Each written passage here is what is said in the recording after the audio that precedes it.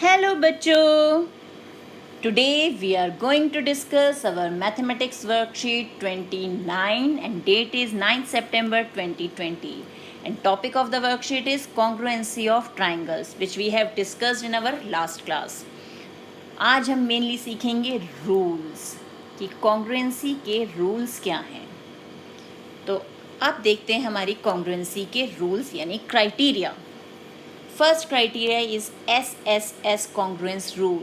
SSS, it stands for side, side, side. अब हमारे पास दो ट्राइंगल्स हैं, two triangles, triangle ABC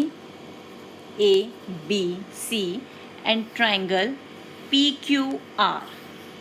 This one is PQR. Here AC is 6 centimeter, PR is also 6 centimeter, AB is 3 centimeter, PQ is 3 centimeter and BC is 5 centimeter, QR is 5 centimeter. It means all the three sides of this triangle is equal to all the three sides of second triangle. तो जब हमारे दो triangles की जो corresponding sides हैं वो equal होती हैं then the triangles are said to be congruent. It means triangle ABC is congruent to triangle PQR. और क्योंकि तीनों साइड्स हमारी all the three sides are equal, therefore rule is SSS, rule of congruency, side side side. बहुत ही simple rule है, तीन sides equal होते ही हमें SSS rule लगाना है. अब सेकंड रूल पे आते हैं. सेकंड रूल है हमारा SAS congruence rule. SAS यानी side angle side.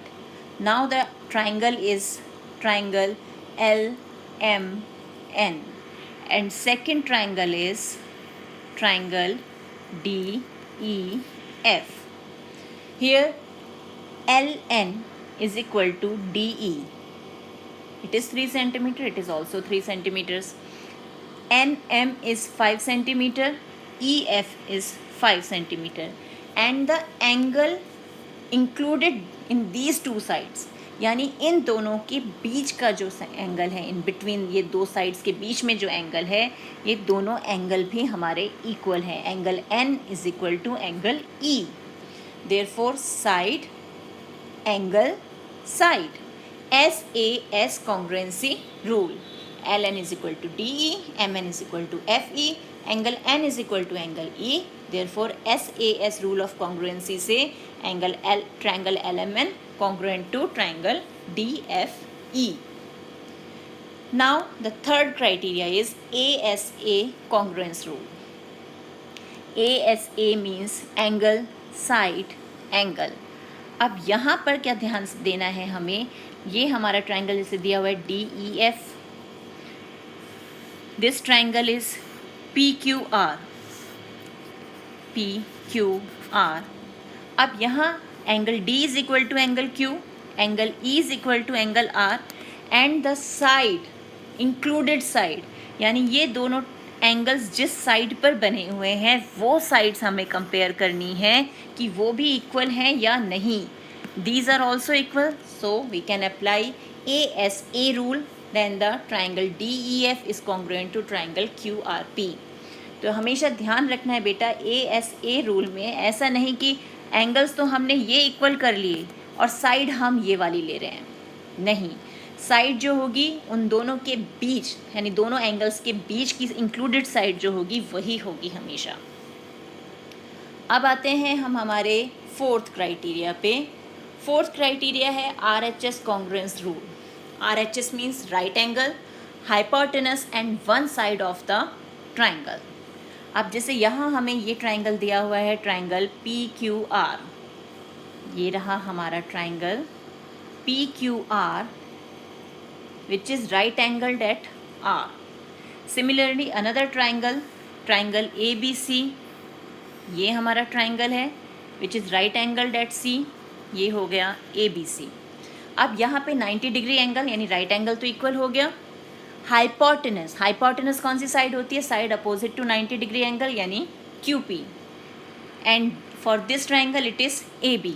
QP is 5 centimetre, AB is also 5 centimeter. It means hypotenuse is equal and one of the sides, अब जो रिमेनिंग साइड है उसमें एक साइड यानी हमारी यहाँ QR और यहाँ AC, ये दोनों साइड्स भी इक्वल है।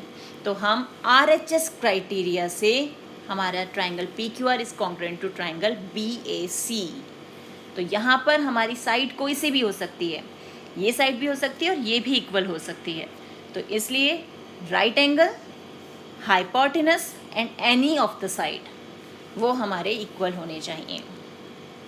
क्लियर? ये हो गए हमारे 4 rules for congruency of triangles. आप देखते हैं इन्हें अप्लाई कैसे करेंगे और क्वेश्चंस कैसे सॉल्व करेंगे। Find the pair of congruent triangle from the following triangle, also state the criteria of congruency used. पहले ढूंढना है कि कॉन्ग्रुएंट ट्राइंगल्स कौन से हैं और बताना है क्राइटेरिया क्या यूज़ किया हमने। अब सबसे पहला हमारा ट्राइंगल है ट्राइंगल ABC। क्लियरली दिख रहा है यहाँ पर हमारा एंगल 90 डिग्री का है, यानी कॉन्ग्रुएंसी के लिए भी हम राइट एंगल ट्राइंगल ही देखेंगे। तो दूसरा राइट एंगल ट्राइंगल हमारे पास यहाँ है, ये हो गया हमारा ट्राइंगल MNO। ये MNO ABC। तो this one is 90 degree, this is also 90 degree. Hypotenuse 8 centimetre, hypotenuse 8 centimetre, one side 5 centimeter, it is also 5 centimeter. It means triangle ABC is congruent to triangle OMN। और criteria क्या है? RHS rule हमने use किया। और फिर हम लिखेंगे भी यहाँ पर हमारा क्या है, angle B is equal to angle N, है ना। और साइड कौन सी है हमारी? Side MN is equal to side BC। और क्या दिया हुआ है हमें? हाइपोटेनस। तो हमारा हाइपोटेनस है AC और यहाँ है MO। तो ये हो गया हमारा RHS क्राइटेरिया। अब नेक्स्ट ट्राइंगल हम ले लेते हैं। ये हमारे पास है ट्राइंगल VW और ये है Z, VWZ। और इसके जैसा एक ट्राइंगल है यहाँ पर PQR, ये VWZ। ये 135, ये 135, ये 30, ये 30 and the side included 2 centimetre, 2 centimetre. अब लिखे हम यहाँ पे एंगल है, फिर साइड है, फिर एंगल है। तो क्लियर हो गया क्राइटेरिया कौन सा हो गया हमारा? Angle, side, angle. It means triangle PQR is congruent to triangle VWZ और क्राइटेरिया है एंगल, साइड, एंगल। और ऐसे ही जैसे हमने यहाँ लिखा था, कॉरस्पॉन्डिंग पार्ट्स को इक्वल करते हुए आप शो करेंगे। नेक्स्ट है हमारा ट्राइंगल DEF। ये रहा D, ये E, ये F। और एक ट्राइंगल है हमारे पास STU। अब यहाँ 5 सेंटीमीटर, ये भी 5 सेंटीमीटर, ये 6 centimetre, this is also 6 centimeter, this one is 65 degrees, this is also 65 degrees। तो अब साइड, एंगल, साइड। तो अब यहाँ ट्राइंगल का नेम करते हुए हमें ध्यान रखना है कि triangle DEF is congruent to triangle SUT। क्यों? क्योंकि यहाँ पर एंगल D जो है वो एंगल S के इक्वल है और साइड DE जो है वो साइड किसके इक्वल है? SU के इक्वल है। और साइड DF जो है वो इक्वल है साइड ST के। तो हमारा क्या क्राइटेरिया है? SAS क्राइटेरिया से हमारे ये दोनों ट्राइंगल्स कॉन्ग्रुएंट हो गए। अब ये जो ट्राइंगल है इसका कंपैरिजन हम ट्राइंगल GIH से भी कर रहे हैं। क्यों कर रहे हैं? ये देखो, GIH, ये 5 सेंटीमीटर, ये भी 5 सेंटीमीटर, ये 6 सेंटीमीटर, ये भी 6 सेंटीमीटर, ये 6 सेंटीमीटर, ये भी 6 सेंटीमीटर, यानी all the 3 sides are equal.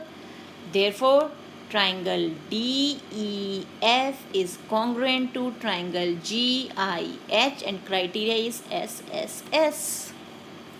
Clear? तो बेटा आप इस टाइप के और क्वेश्चंस आप ट्राई कीजिए अपनी NCERT बुक से।